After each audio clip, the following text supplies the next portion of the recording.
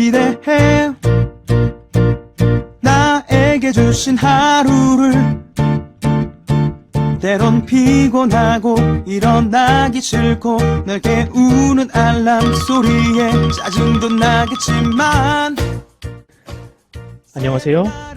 오늘도 부른 말씀 권순민 목사입니다. 쉬지 않고 나를 지키셨네. 오늘을 나에게 주셨네. 새 말씀 안에 주가 주신 사랑과 은혜와 능력. 오늘 우리가 은혜 받을 하나님 말씀은 요한복음 13장 3절에서 10절까지 말씀입니다. 정령 먹는 중 예수는 아버지께서 모든 것을 자기 손에 맡기신 것과 또 자기가 하나님께로부터 오셨다가 하나님께로 돌아가실 것을 아시고 저녁 잡수시던 자리에서 일어나 겉옷을 벗고 수건을 가져다가 허리에 두르시고 이에 대야에 물을 떠서 제자들의 발을 씻으시고 그 두르신 수건으로 닦기를 시작하여 시몬 베드로에게 이르시기를 베드로가 이르되 주여 주께서 내 발을 씻으시나이까. 예수께서 대답하여 이르시되 내가 하는 것을 내가 지금은 알지 못하나 이후에는 알리라.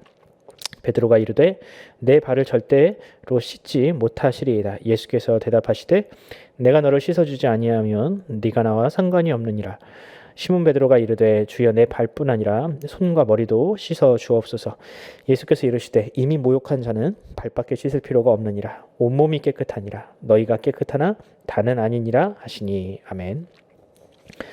오늘 설교 제목은 부끄러운 발을 씻으시는 주님이십니다. 자고로 좋은 스승 밑에는 훌륭한 제자가 나옵니다. 세계를 정복했던 알렉산더 대왕에게는 아리스토텔레스라는 위대한 스승이 있었습니다. 또 20세기에 가장 존경하는 인물로 선정된 헬렌 켈러에게도 앤 셜리번이라는 스승이 있었습니다. 좋은 스승에게는 훌륭한 제자가 나온다는 너무나도 명확한 증거입니다.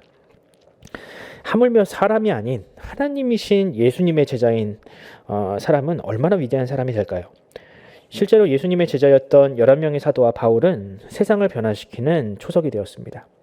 또 이 시대의 그리스도인들, 스스로 그리스도의 제자임을 자처하는 사람 역시 마찬가지로 이 시대가 감당할 수 없는 사랑과 희생을 실천하며 살고 있습니다. 그렇게 이 그리스도인들의 노력으로 세상은 그나마도 이웃을 돌아보며 함께하는 사회로 조금씩 나아가고 있는 것이죠. 말씀을 준비하면서 저는 이런 생각을 해봤습니다. 예수님의 제자들, 곧 사도들이 예수님과 함께 있으면서 가장 기억에 남는 가르침과 수업은 과연 어떤 것이었을까?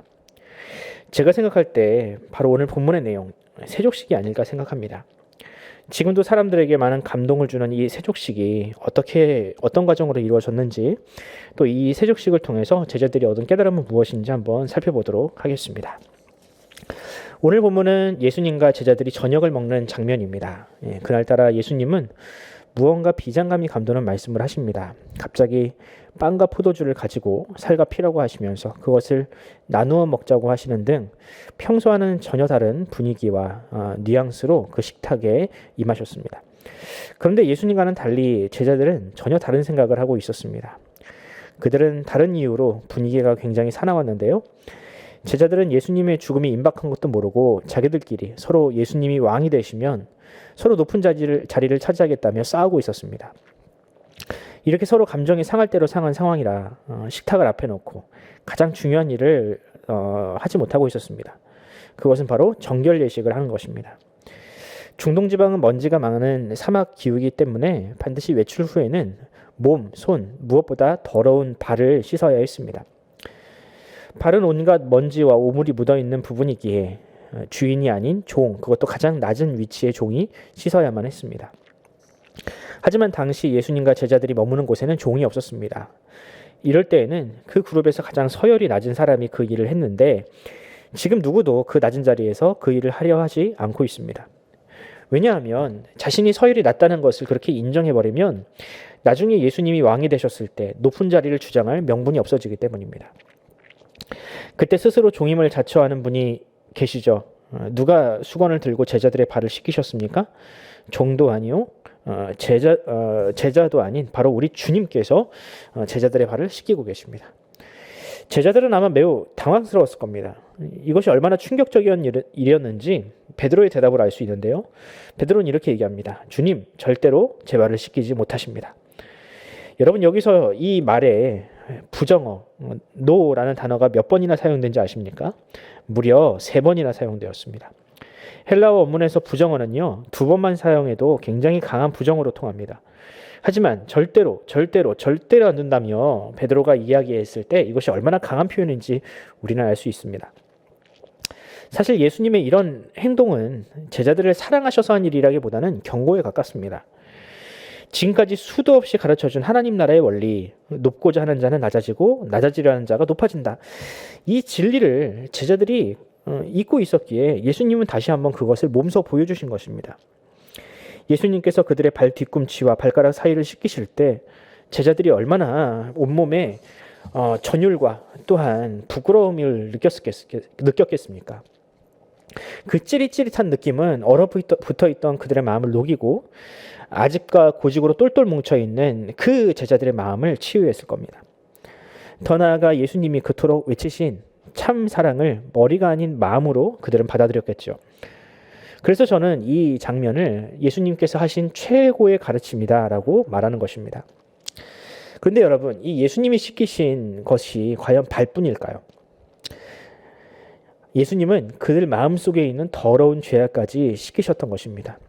서로 미워하고 견제하며 어떻게든 더 높은 자리에 오르려는 그 이기심과 교만을 예수님은 씻어주셨습니다. 그러면 그 발이 과연 예수님께서 씻어주신 발이 제자들의 발뿐인가? 아니요, 예수님은 마찬가지로 지금 우리의 발도 씻어주십니다.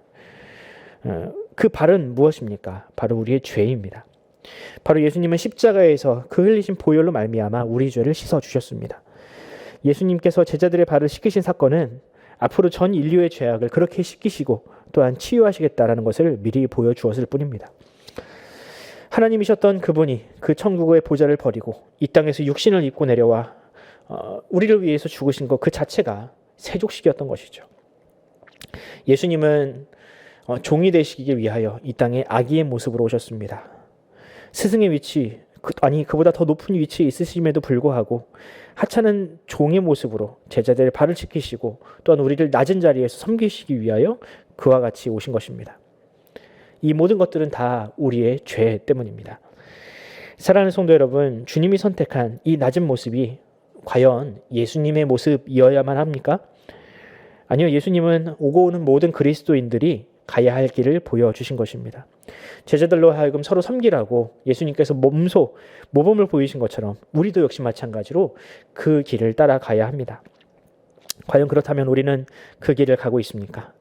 그분이 가신 좁은 문, 좁은 길이 우리의 문, 우리의 길이 되고 있습니까? 우리의 삶 가운데 누군가의 발을 씻겨주는 그런 모습들이 나타나고 있습니까? 혹시 아니라면 지금 당장 주님이 하신 것처럼 손을 걷어붙이고 예수님처럼 형제와 이웃의 발을 씻어 주십시오. 우리 이웃들의 상처 입은 발, 지친 발, 주름진 발들이 우리 교회 또한 우리 성도들을 통해서 쉼과 회복을 누리기를 간절히 소원합니다. 기도하겠습니다. 하나님 아버지, 은혜와 사랑을 감사합니다. 주님은 스스로 종이 되시기 위하여 이 땅에 오시고 또한 우리의 죄, 발보다 더 더러운 죄를 씻어 주셨습니다. 우리는 그 주님을 믿고 따르는 자들입니다. 설령 우리가 높은 자리에 있든 혹은 선생의 자리에 있든 그것과는 상관없이 우리는 누군가의 발을 씻어줘야 하는 그런 존재들입니다. 주님, 우리가 그 길을 가게 하여 주시옵소서.